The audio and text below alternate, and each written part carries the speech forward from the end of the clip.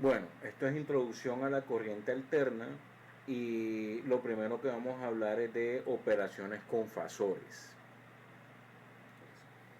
Entonces, lo primero que hay que decir es que la corriente alterna se debe a que la fuente de voltaje realmente es una fuente de voltaje que ofrece entre sus terminales una salida senoidal. De una salida senoidal es como se presenta aquí en la figura. Básicamente es una señal que está cambiando entre valores positivos y valores negativos, con, pues valga la redundancia, con este comportamiento senoidal, donde es de mucha relevancia la amplitud, que es el valor máximo que alcanza, la frecuencia angular, que es el número de repeticiones, pues el argumento de la senoide, que demuestra que definitivamente es dependiente del tiempo, y muy importante la fase. Miren que por ejemplo esta gráfica punteada, una señal senoidal siempre para t igual 0 empezaría en 0, en 0 voltios, pero miren que esta señal punteada tiene una fase, es decir, no empieza en 0 voltios. Es importante destacar que en este caso la señal punteada, que es B2, está adelantada con respecto a la señal sólida, que es B1, o que es lo mismo, B1 está retrasada con respecto a B2.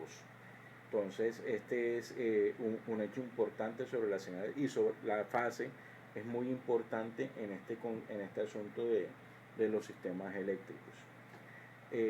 Dicho esto, también habría que destacar que si bien es cierto que lo que está ocurriendo es que la señal de voltaje es una señal senoidal, lo que hacemos para la interpretación y el análisis del circuito es utilizar un vector que es representación de esta señal senoidal.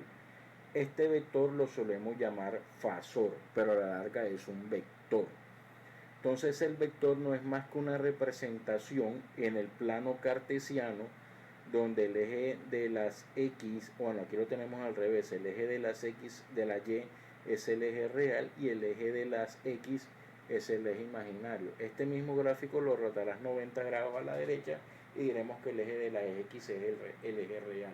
Pero la cosa importante es que el fasor representa para representar ese fasor se suele utilizar la magnitud y la fase.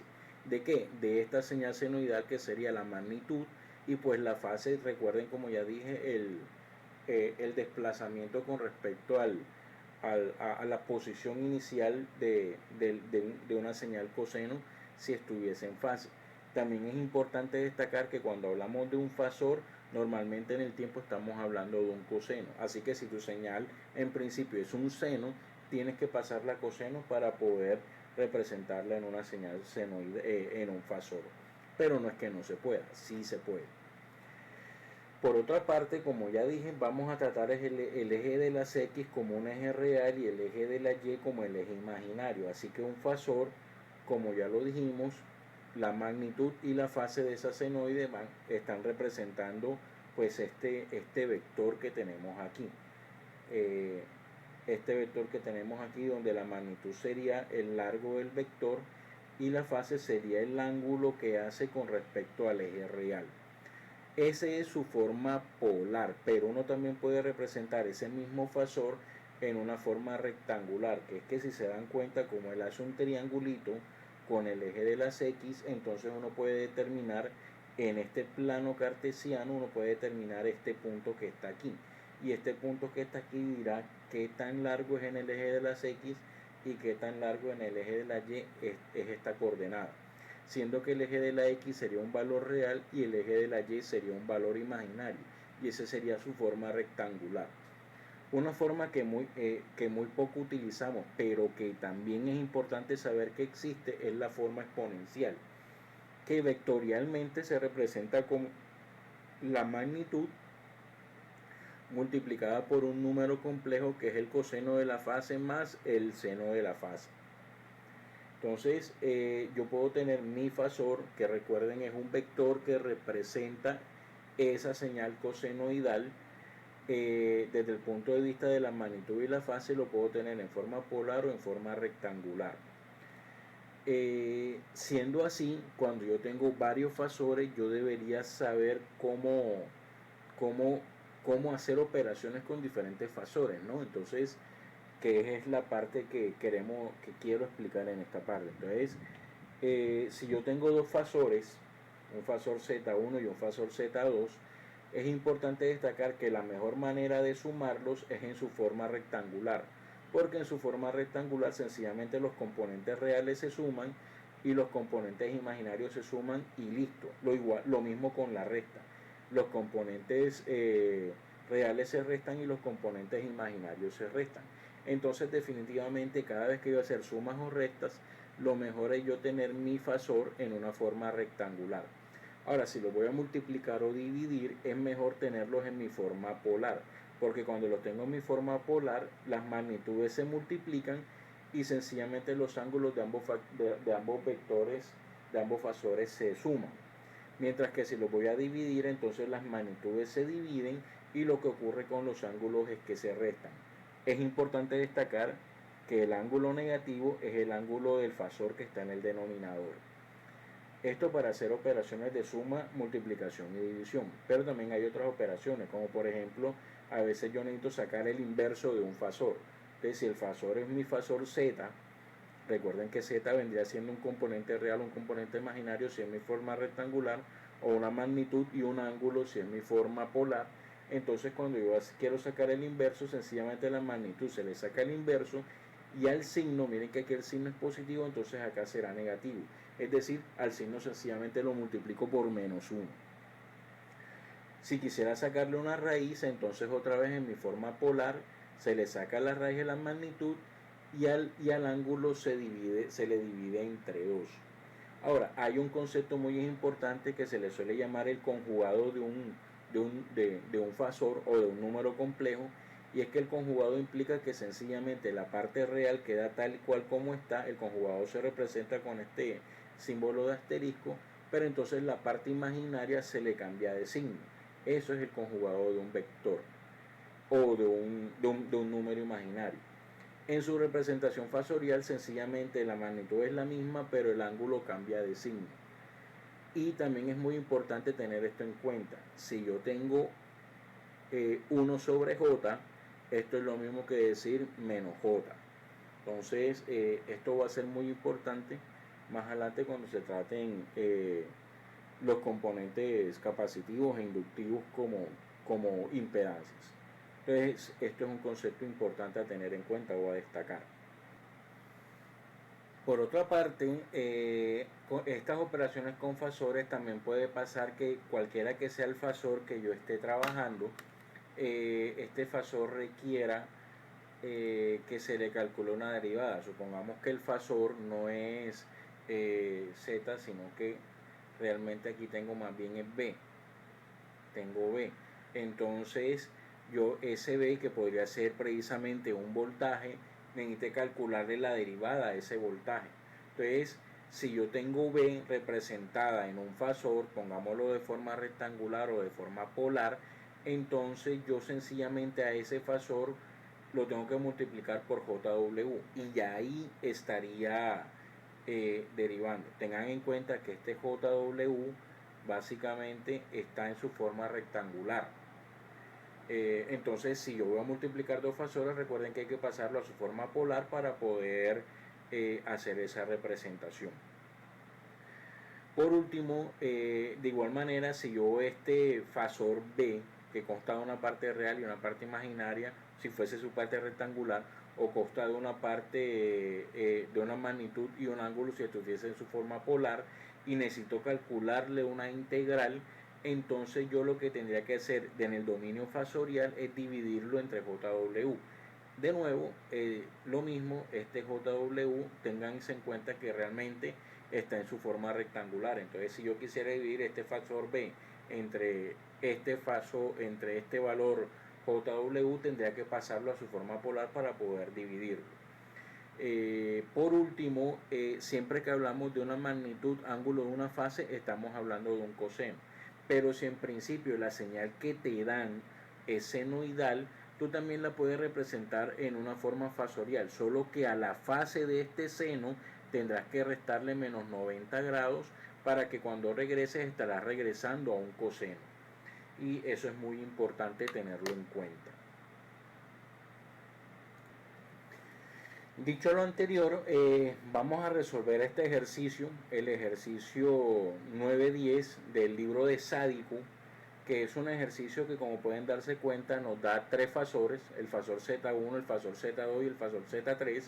Todos ellos, el Z1 en su forma rectangular, el Z2 en su forma polar y el Z3 en su forma exponencial, y nos están pidiendo que los sumemos, los tres fasores, y en el caso de arriba nos están pidiendo que hagamos una división.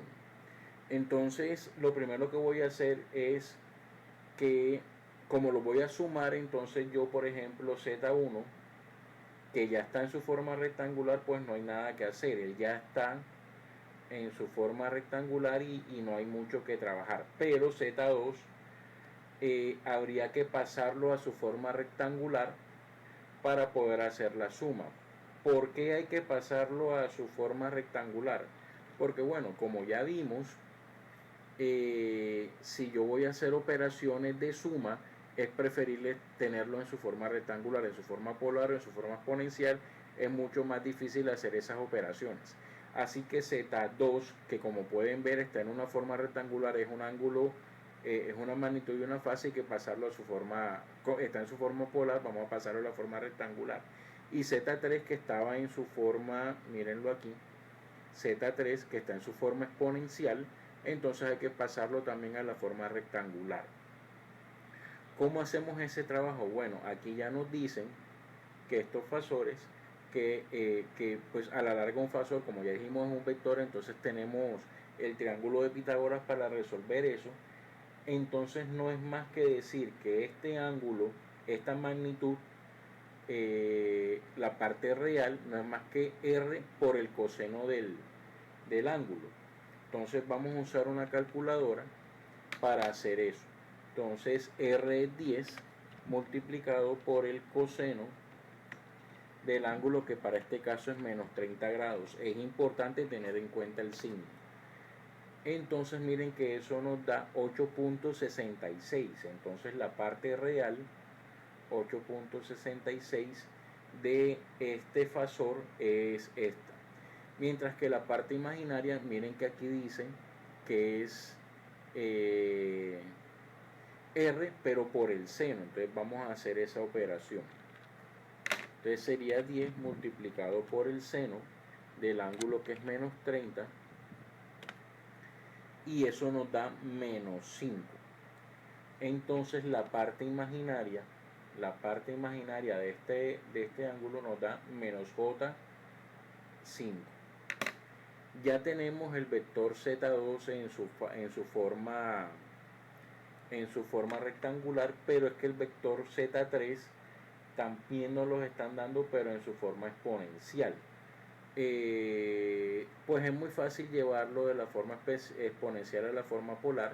Dense cuenta que el ángulo es el mismo y la magnitud es la misma. Entonces yo lo voy a escribir enseguida en su forma polar. Escrito en su forma polar sería 8 ángulo de menos 120. Ahí está en su forma polar, pero a mí me sirve en su forma rectangular. Entonces para llevarlo a su forma rectangular, entonces tendré que decir que eso es la magnitud, que es 8 multiplicada por el coseno de menos 120. Esto nos da menos 4, quiere decir que la parte real de este fasor es menos 4. Veamos qué nos da la parte imaginaria. La parte imaginaria sería de nuevo 8 multiplicado por el seno de menos 120, y entonces esa parte imaginaria da menos 6.92. Menos, ya había puesto menos J 6.93 para redondearlo bien. 6.93.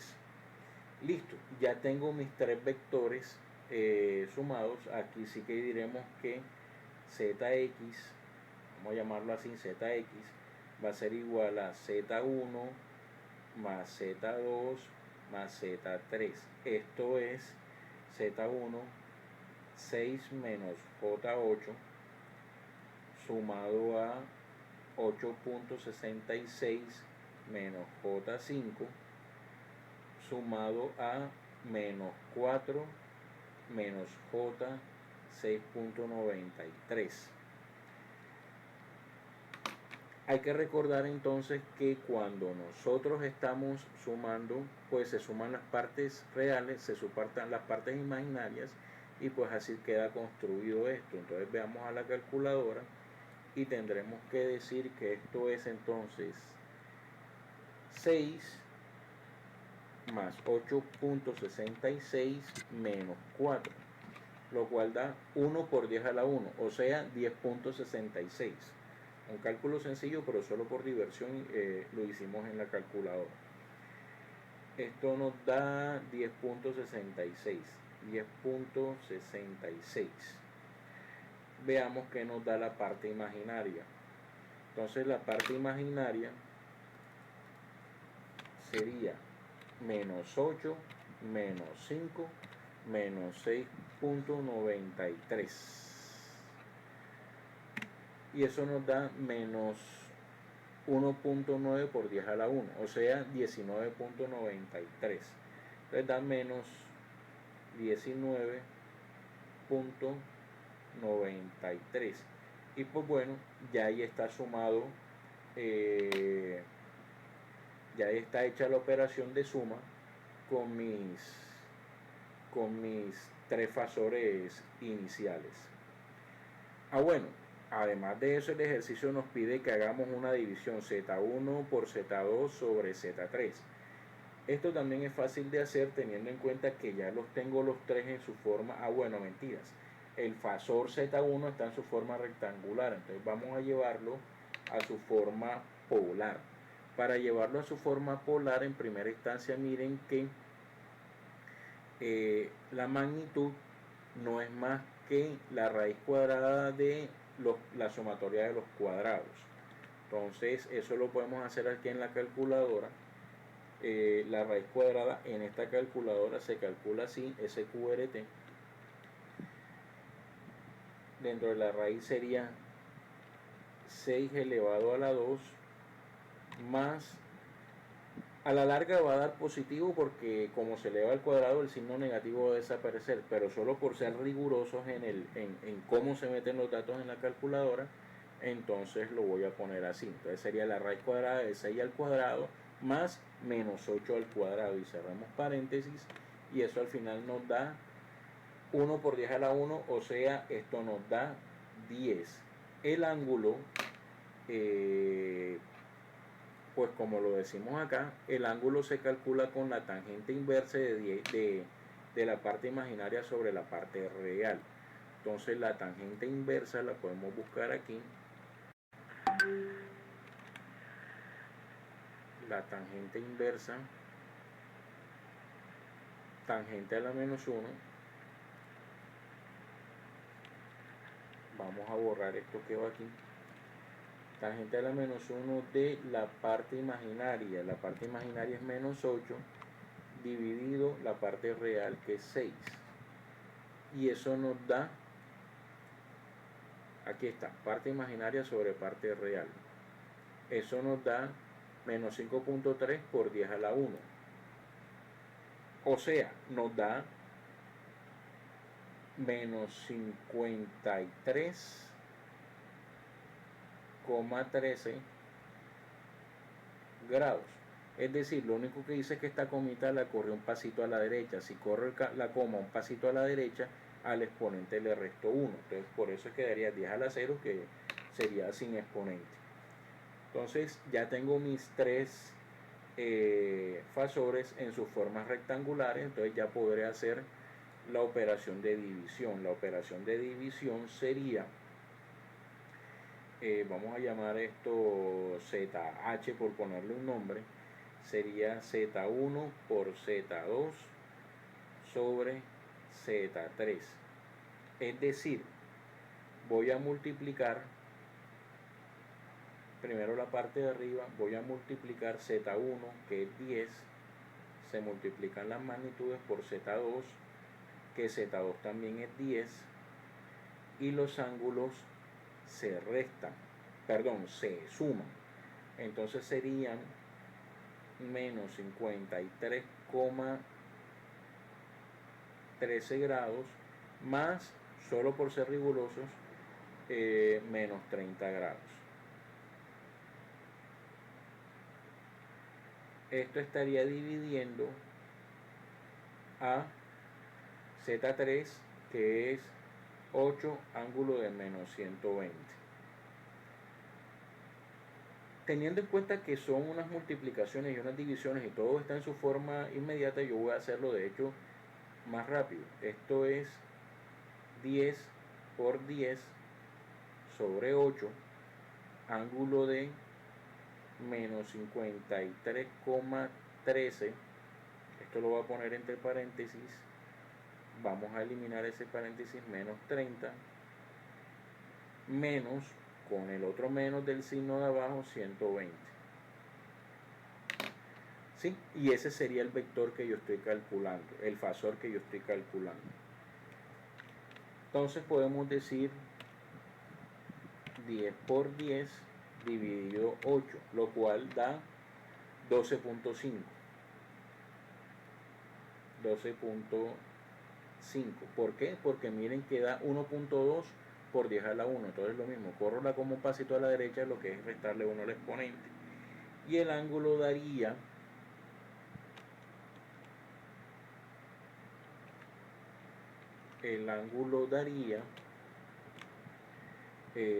abro paréntesis, menos 53.13, esperen que me vuelve el 53.13, menos 30, cierro paréntesis, menos por menos da más. Entonces vamos a solo a ponerlo así, a ver si la calculadora lo hace enseguida. Creería que sí.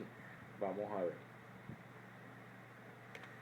Efectivamente la calculadora sí entiende los paréntesis, entonces eso da 53 menos 53 menos 30 da menos 83.